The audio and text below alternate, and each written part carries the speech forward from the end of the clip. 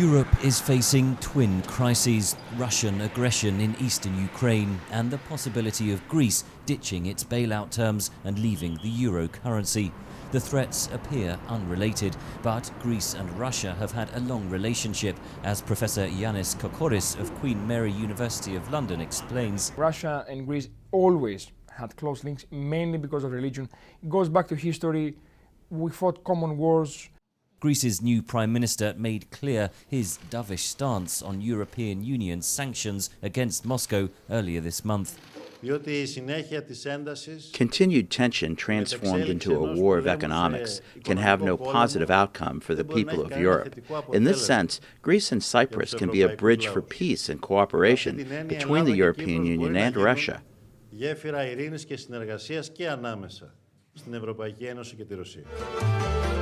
Tsipras was elected on a pledge to end European-imposed austerity and renegotiate the terms of Greece's bailout. If those negotiations fail, Greece's defence minister said this week that Plan B could see Athens turn to Russia for help, risking a huge rift with the EU and NATO. It is an empty threat, says Simon Tilford, Deputy Director of the Centre for European Reform in London. I think the Russians would be tempted to provide support, but they simply don't have the resources to do so. This is a country going through a huge economic crisis of its own. China was cited as a potential lifeline. Beijing's state-owned shipping giant COSCO bought half of the port of Piraeus 5 years ago for more than $500 million.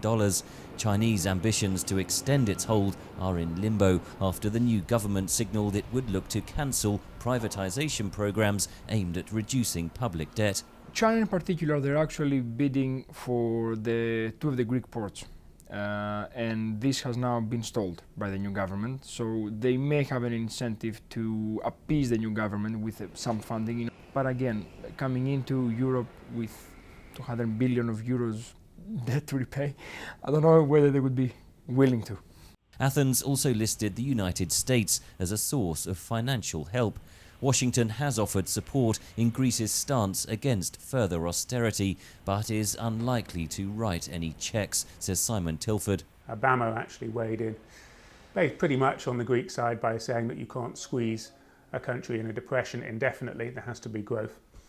But the Americans, I think, would much rather exert pressure on the Germans and the rest of the Eurozone to do a deal than provide Greece with direct financing for the same reasons as China. They do not want to alienate the rest of the Eurozone. The Greek threat to look outside Europe, even to Moscow, is widely seen as the latest move in a game of brinkmanship. But analysts warn that if Greece is forced out of the euro, economic desperation could lead to drastic solutions.